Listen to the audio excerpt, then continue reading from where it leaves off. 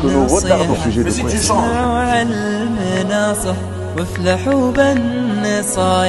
كم من عالم عاشت وراحت جريحة من كثر قوله في النوها ترى العمر رايح. Allah Azza wa Jal dans le Coran nous dit dans Sourate At-Tawbah, la Sourate le Repentir, que le nombre des mois auprès d'Allah, 12 shahran, c'est 12 mois.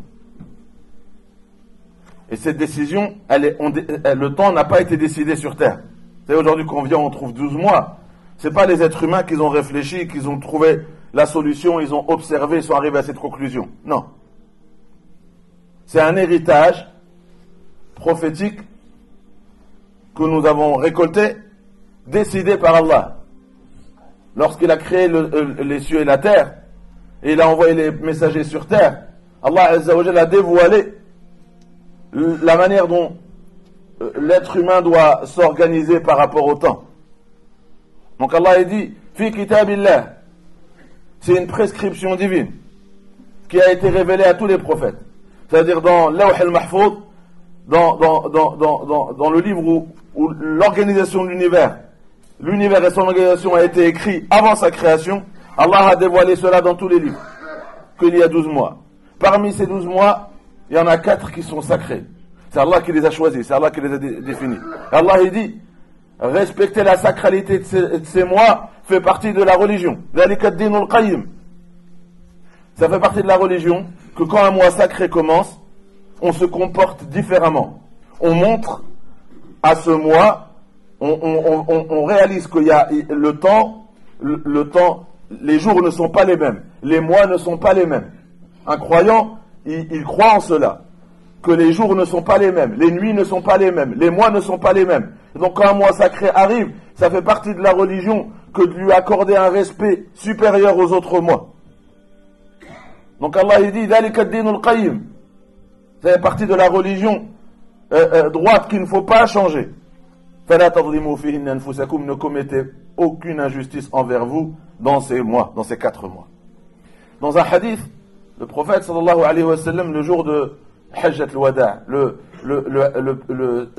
dans son prêche, dans le sermon d'adieu, dans le pèlerinage d'adieu, le prophète sallallahu alayhi wa sallam, il a dit, écoutez, Allah, sachez que le temps a tourné et il est revenu comme il était le jour où Dieu a créé les cieux et la terre.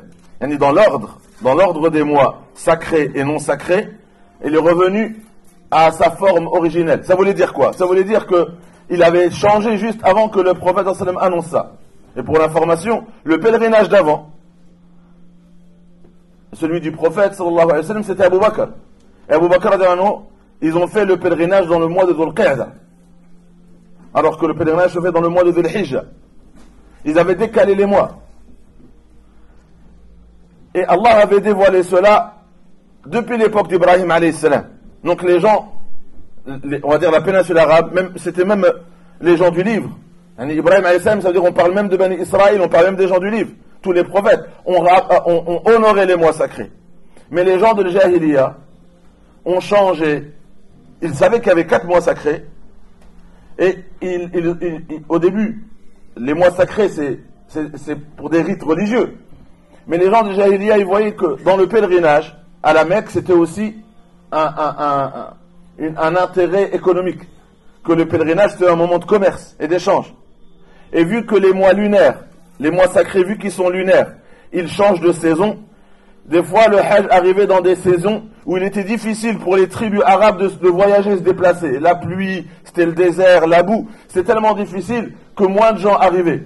Et donc les chefs de Quraysh ont vu que pour leur commerce, il fallait pas suivre les mois lunaires, il fallait suivre les saisons. Et ils décalaient le Hajj. Ils voulaient qu'il reste dans le mois le plus propice pour que tout le monde puisse se déplacer, pour que tout le monde soit présent pour leur chiffre d'affaires. Et donc, un chef de Quraysh, tous les ans, il décidait que ce mois sera sacré et ce mois ne sera pas sacré. Et comme le Hajj c'est dans les mois sacrés, le mois sacré cette année, ça sera tel mois et tel mois. On fera le Hajj ces 2 mois-là et transmettez aux tribus. et le mois de Rajab, cette année-là ne sera pas un mois sacré. Parce que le mois de Rajab, c'était aussi un mois dans le Jahiliya que les gens honoraient. Ils se déplaçaient pour la Umrah, ils égorgeaient, ils faisaient des sadaqas. C'était un mois sacré, donc tout le monde comprenait qu'un mois sacré, c'est un mois où on augmente l'adoration. Et donc Quraysh, elle avait changé tout ça.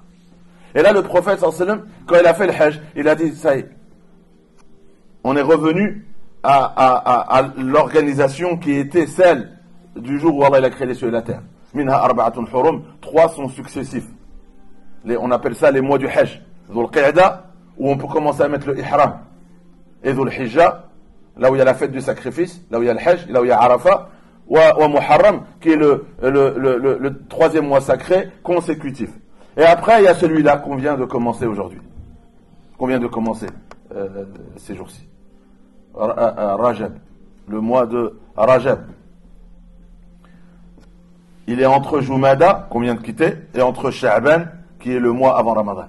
Il est entre les deux. Et c'est un mois sacré. Et Allah Azza wa Jalla nous dit فَلَا تَظْلِمُوا فِيهِنَّ أَنفُسَكُمْ. Ces mois, ça veut dire quoi sacré? Il faut les honorer, il faut les respecter par 2 choses. En s'abstenant de faire des péchés dedans. Un mois sacré doit être honoré il ne doit pas contenir de péché dedans. C'est la manière dont on honore un mois sacré. Donc même dans le Jahiliya, plus personne ne se battait. Il n'y avait plus de guerre. C'était que des mois d'adoration, des mois de sadaqa. Ils égorgeaient, ils nourrissaient les pauvres, etc. Et quand le prophète sallallahu est arrivé, les gens de Jahiliya ont dit à Rasulallah, le mois de Rajab était arrivé, et voilà, on a l'habitude de faire ça, est-ce qu'on continue? Il avait dit continuez. Continuez de nourrir les pauvres. Et après, quand il a vu que les gens, ils se comportaient dans le mois de Rajab comme le Eid de Dhul Hijja, après il leur a dit non, arrêtez. Parce que les gens, du coup, ils faisaient plus de distinction entre les 2 fêtes qu'Allah a choisies, la fête de la fin du Ramadan et de l'Eid, après il leur a dit d'arrêter. Mais il a incité à continuer à faire de bonnes actions. De bonnes actions. Et donc là, on vit le mois de Rajab. Et c'est un rappel pour dire à chacun et chacune que, attention, Allah il a distingué l'espace et le temps. Il y a des lieux qui sont plus sacrés que d'autres et il y a des jours plus sacrés que d'autres. Les lieux sacrés, on connaît, c'est Mecca, c'est le Médina, c'est Jérusalem, Al-Aqsa. Ça, c'est des lieux bénis, sacrés. Commettre un péché dans ces lieux est plus grave que commettre un péché en dehors des lieux. Mais quand un mois sacré arrive, vous savez ce qui se passe? Toute la terre devient Mecca. Toute la terre devient Médine. Toute la terre devient Jérusalem. C'est-à-dire le temps, il touche tous les territoires, toute la terre. Et là, on est comme à Mecca. C'est-à-dire la gravité de commettre un péché là, maintenant, là où on se trouve, c'est comme commettre un péché à Mecca. Parce que c'est plus le lieu qui est sacré, c'est le temps qui est sacré. Et le temps, il a la même sacralité que le lieu. C'est-à-dire le mois de Rajab, il est autant sacré que le territoire de Mecca ou de Médine. Et donc commettre un péché, c'est une énorme injustice. Il y a plus de conséquences sur nous et sur les malheurs que ça peut nous attirer. Parce qu'un péché, ça engendre des malheurs. Donc un péché dans les mois sacrés est plus grave et peut engendrer plus de malheurs qu'un péché en dehors des mois sacrés. Et l'effet qu'il a sur le cœur est plus dévastateur que s'il aurait été fait en dehors des mois sacrés. Le même péché. On sait qu'un péché a un effet sur nous, à l'intérieur de nous. Mais l'effet est encore plus grave quand c'est un mois sacré. Parce que c'est Allah qui a valorisé le temps, et donc l'acte, il est plus gros dans l'effet mondain et même dans l'au-delà sur la récompense.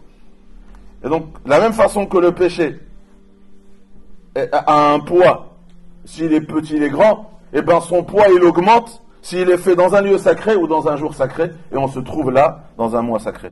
Allah nous dit dans un verset, celui qui honore. Yu'azim, celui qui honore. Sha'air Allah, les grands symboles de la religion, les symboles qu'Allah a définis dans la religion. Et bien, honorer ces symboles-là fait partie de la piété des cœurs. Donc c'est un signe de piété et ça augmente la piété. Honorer, c'est respecter. Les grands symboles. Et les 4 mois sacrés font partie des symboles. Les symboles, c'est les lieux sacrés. Mecca, il faut honorer Mecca, il faut honorer Médina, il faut honorer l'Aqsa, Jérusalem, il faut honorer les mois sacrés. Et là, on est dans un mois sacré. Il faut honorer le temps, il faut honorer le mois sacré. Et honorer, les respecter, c'est un signe de piété, mais ça augmente aussi la piété. Ça, c'est le verset. Et le prophète, sallallahu alayhi wa sallam, dès que le mois de Rajab arrivait, il y a une dua qu'il faisait. Donc, il y a une dua qu'on connaît, il la faisait dans les 12 mois de l'année. Quand on voit la lune, la sunna, c'est de dire Allahumma, oh Allah, ahilhu alayna. C'est quand la lune, elle apparaît.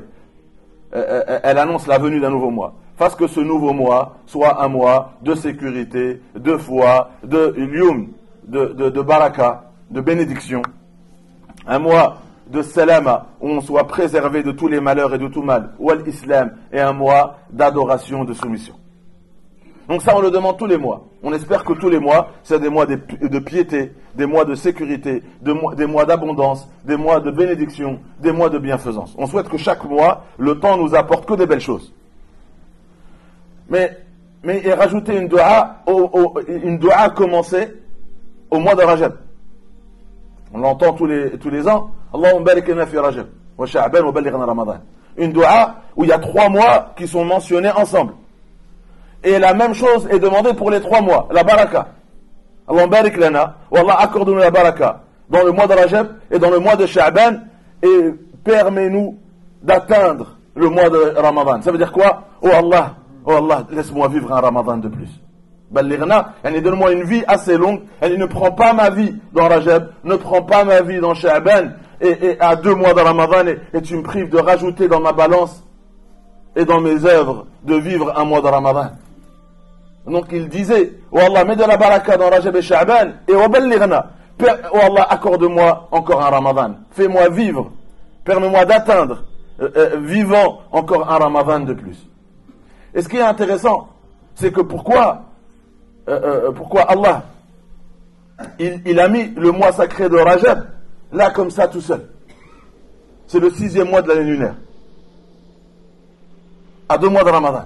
Et il est là tout seul. Alors que les 3 autres, et on a dit 4 mois sacrés, ils sont ensemble. C'est les mois du Hajj. Dhul Qiyah, Dhul Hijjah ou Muharram. Ils sont ensemble. Pourquoi Rajab il est tout seul? Ils disent parce que Allah il a dit ça fait partie de la religion. Ça fait partie de la religion. Et la religion, c'est toujours une préparation pour les grands mois. Et Allah, il a voulu mettre un mois d'adoration à 2 mois de Ramadan. Pour la même finalité que Ramadan, qui est d'atteindre la piété. Parce que la finalité de Ramadan, Allah nous a prescrit as-siyam, le jeûne du Ramadan, comme il a prescrit avant nous, afin d'atteindre la piété. Et Allah, pour nous permettre d'atteindre cette piété, et que le Ramadan, on ne le commence pas sans avoir préparé, eh bien, il nous demande d'honorer un mois sacré. Et honorer un mois sacré, c'est par l'adoration. Et on se met déjà en mode adoration. Et on demande à Allah la baraka. Et la baraka, il nous donne beaucoup de bien dans l'adoration. Ça veut dire, le baraka dans l'adoration, on demande à Allah tawfiq. Qu'Allah il nous facilite de faire beaucoup d'œuvres d'adoration. Qu'Allah nous facilite de nous abstiendre des péchés parce qu'ils sont graves pendant un mois sacré. On s'entraîne déjà à nous abstenir comme on devra s'abstenir pendant le Ramadan. Et honorer un mois sacré, c'est par l'adoration. Plus de prières, plus de jeûnes, plus de sadaqa, plus de lecture du Coran, plus de dhikr, plus de dua. Et donc ça nous prépare à ce qui nous attend dans Ramadan. Parce que Ramadan c'est aussi un mois de jeûne, de prière, de lecture du Coran, de dhikr, d'istighfar. Donc on commence déjà à vivre, une petite parenthèse, vivre un peu le Ramadan avant le Ramadan. Et ça nous prépare. Et une petite parabole que les savants disent, ils disent c'est comme quelqu'un, il veut une bonne récolte. Qu'est-ce qu'il fait? Il prépare la terre avant la pluie. Il connaît les saisons, n'est-ce pas? Un bon agriculteur, il connaît les saisons. Il dit, la pluie elle va arriver, je prépare la terre. Donc il prépare la terre, et comme ça la pluie elle arrive. Et si la pluie elle arrive et la terre elle n'est pas préparée, la récolte elle sera moins bonne. Mais s'il a tout préparé et la pluie arrive, après la récolte sera bonne. Mais ils disent, la Rajab on prépare la terre. Parce que la pluie c'est Sha'ban. Et le mois de la récolte c'est Ramadan. Là, on va préparer la terre. La terre, c'est notre cœur. On va retirer les mauvaises herbes, les péchés. Et on va planter les bonnes graines. Plus de prières, plus de Coran, plus de dhikr, plus de jeûne, plus d'adoration. Et après, on va continuer à demander à Allah de nous donner encore plus de baraka dans Sha'ban et de nous accepter. Et on va demander donc la pluie. Et comme ça, quand le mois Ramadan arrive, on va récolter la piété. Parce que c'est le mois de la piété. C'est le mois où les gens peuvent effacer leur nom de l'enfer s'il est inscrit là-bas et s'inscrire parmi les gens du paradis. Et donc on se prépare à cette grande récolte qui est tous les jours du mois de Ramadan, des âmes sont affranchies de l'enfer. Et nous on veut faire partie de ceux qui dès le premier jour seront affranchis. Et on va s'y préparer dès maintenant, Inch'Allah. Qu'Allah nous facilite. Celui qui est au service de son frère, Allah Azza wa Jal sera son frère.